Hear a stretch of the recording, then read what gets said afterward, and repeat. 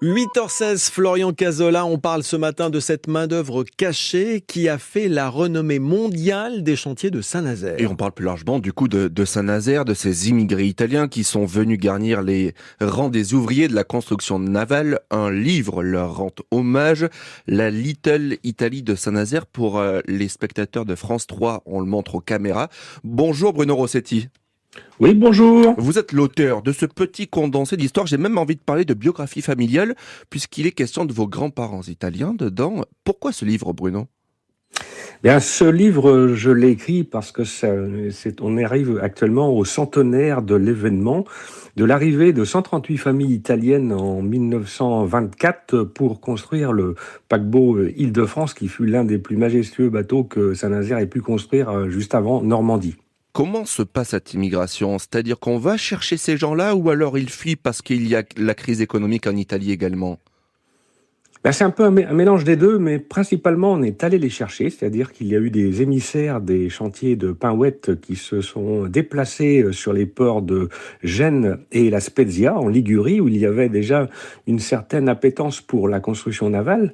En même temps, l'Italie était dans une crise politique et économique, et de plus, les États-Unis venaient d'installer le système des quotas, ce qui faisait que l'émigration, qui était énorme de l'immigration italienne dans le monde, a été freinée vers les États-Unis, et donc Et donc de la l'offre européenne petite devenait Italie, plus attractive. de la petite Italie de New York, on a transformé ça en petite Italie à Saint-Nazaire. Il y a plein d'anecdotes dans votre livre.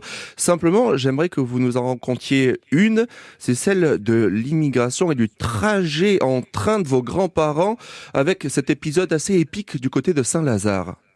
Oui, alors c'est vrai que ça fait sourire. L'émigration, c'est toujours un ensemble de faits marquants et avec De des petites histoires anecdotes qui font la grande histoire. Oui, c'est ça. C'est-à-dire que on leur avait dit, bien, tout est prévu sur Saint-Nazaire. Vous avez le logement, on vous donne le billet de train. Donc, mes grands-parents, avec mon père Silvio, s'en vont de Gênes, traversent les Alpes avec le tunnel de Fréjus, arrivent à Lyon, puis après à Paris, gare de Lyon. Et là, ils entendent dans les haut-parleurs, dans cette gare de Lyon parisienne, ils entendent gare Saint-Lazare. Mais quand on ne connaît pas un mot de français pratiquement, bien Saint-Lazare, Saint-Nazaire, ça se ressemble phonétiquement. Donc ils ont compris que c'était la direction de Saint-Nazaire. Ils ont pris le métro et ils se sont dit, tiens, c'est quand même curieux que l'océan est si près de Paris. Ils cherchaient donc les chantiers de Pinouette à gare Saint-Lazare. On parle beaucoup d'immigration, d'accueil en ce moment. Comment ça s'est passé à l'époque dans les années 20 ? Parce que quand on lit votre livre, on s'aperçoit que les conditions sont assez sommaires dans les hôtels qui accueillent notamment les immigrés italiens. Hein. Oui, alors ils logeaient dans ce qu'on appelle l'hôtel des célibataires. Les parois avaient été Ancien hôtel de garnison de troupes également. les parois avaient été enlevées pour faire des petits appartements. La ville de Saint-Nazaire avait quand même fait un équipement intéressant autour. C'était les douches municipales qui venaient d'être créées en 1924. Donc il y avait des conditions pour l'hygiène, la propreté des ouvriers qui étaient quand même intéressantes.